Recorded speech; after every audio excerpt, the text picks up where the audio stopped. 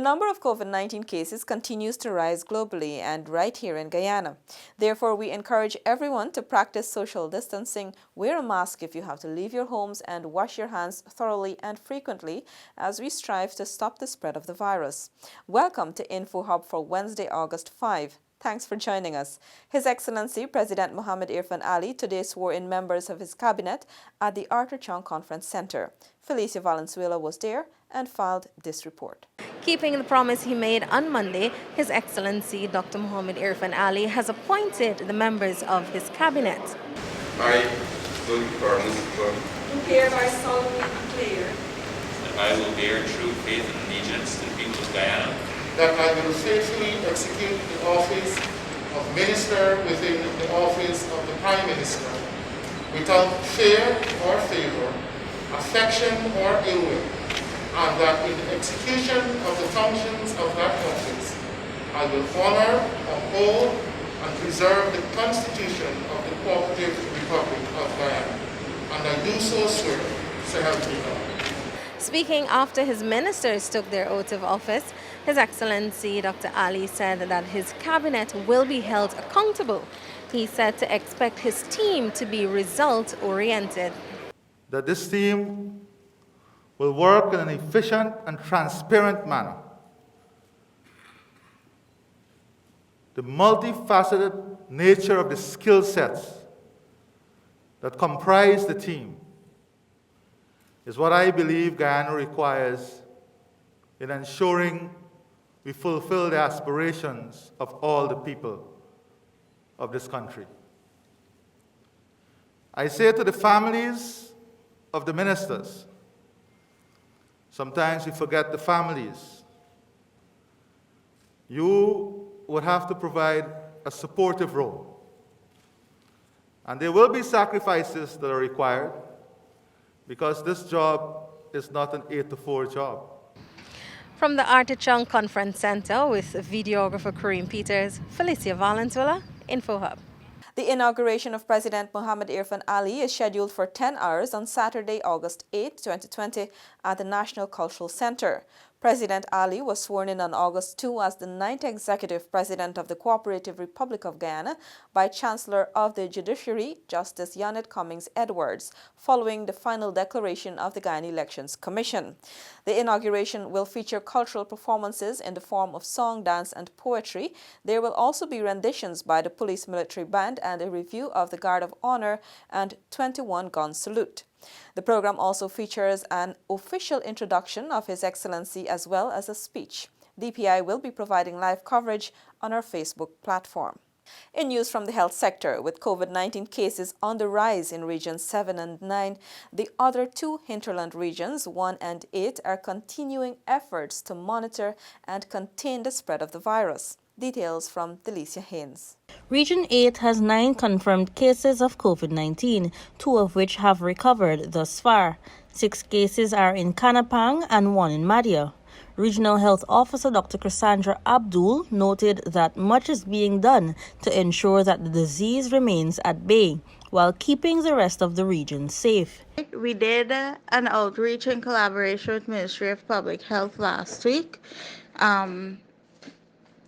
where mass testing was done in Kurukubaru, Kamano, Itabak, and Kanapang.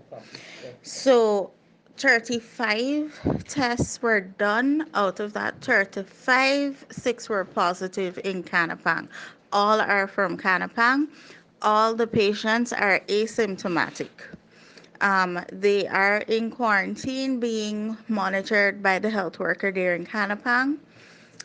In addition to that, the outreach with Ministry of Public Health was to not only assist in the mass testing, but also to do some vaccination. Meanwhile, in Region 1, all 102 cases which were reported have recovered.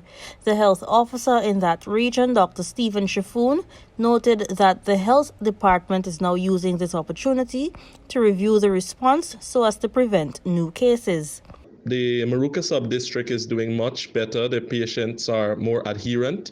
Everybody is following the guidelines and well, appears to be following the guidelines, and we seem to have it under control now. However, screening is still paramount. We have a new screening site at the Maruka Landing, that's at the bridge. That site will function to ensure that we capture everyone. There's also a new system in place that every patient on elective referrals or non-urgent referrals to Saudi or other region, we will be swabbing them to ensure that we send somebody that is safe. The Ministry of Public Health has indicated that there is no letting up in efforts directed at containing the spread of the coronavirus. Region 9 has recently been declared the new epicenter, with more than 100 cases being reported and a large percentage of these being active cases. Region 7 has also reported more than 100 cases. For InfoHub, Delicia Haynes. The People's Progressive Party Civic Administration has announced its support for Mauricio Claver Caron, who has been nominated by the United States of America for the post of President of the Inter-American Development Bank. In a statement, the Ministry of Foreign Affairs said that Claver Caron's experience in senior positions of the U.S. Treasury Department, the U.S. National Security Council, and as U.S. Executive Director of the IMF augurs well for his presidency. The IDB will hold elections on September 12 and 13 to succeed the current president, Luis Alberto Moreno of Colombia, whose term ends on September 30, 2020. Claver Caron previously served as the United States Executive Director at the International Monetary Fund, IMF, where he represented the United States. As the largest shareholder on the IMF's executive board, he also served as Senior Advisor for International Affairs at the U.S. Department. The IDB plays a pivotal role in the progress and overall development of Guyana and the Latin America and Caribbean region. More news after this short break. Stay with us.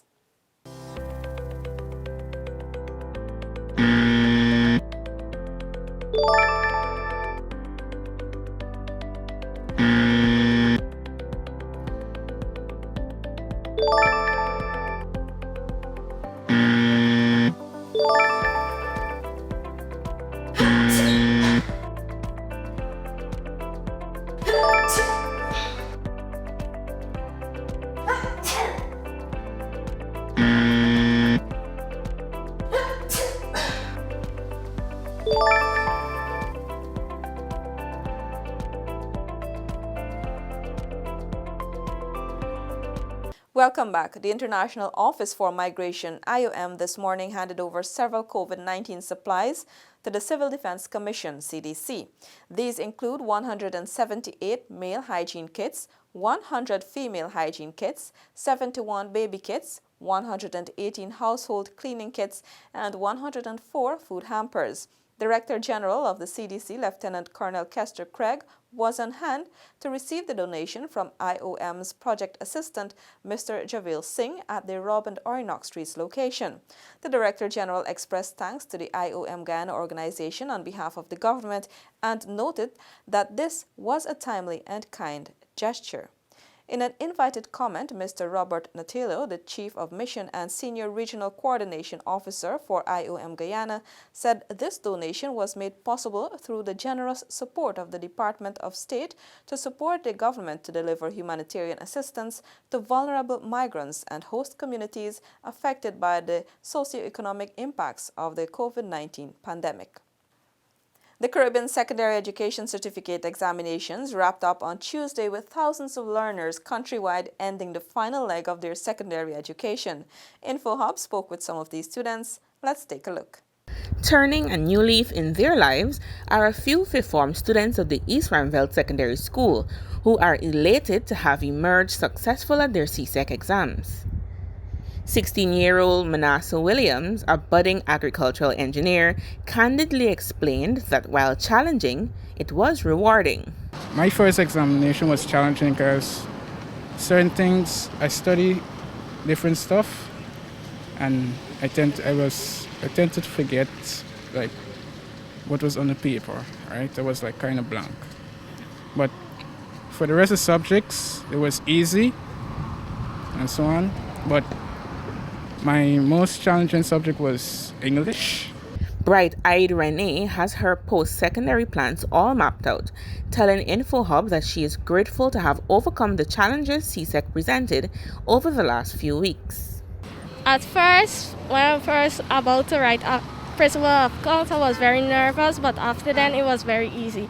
17-year-old Ronaldo, who sat 7 subjects at this year's examinations, took some time to groove into the new experience. To be honest, I was nervous at first, but after we wrote at least 2 subjects, then I kind of get accustomed to it. Another student with great plans for his future said that his SBAs definitely gave him a boost in his examinations. It was great because we only got to write paper 1, and that was kind of easy because my SBAs were kind of good. Over 12,000 students countrywide sat the CSEC examinations over the last few weeks in dozens of subject areas.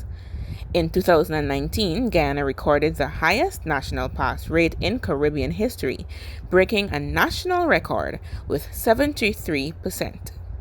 Letitia Isaacs for InfoHub. Remember to do your part to ensure you do not put yourself at risk during this time. If you have a cough, fever, and difficulty breathing, seek medical care early, but call the hotline first. That's all for today. Connect with us on all our social media platforms, including WhatsApp, Facebook, YouTube, and Instagram, as we bring you the latest and important news related to COVID-19 and much more. Also, subscribe to our website, dpi.gov.gy. Your Bridge Report is up next. Goodbye.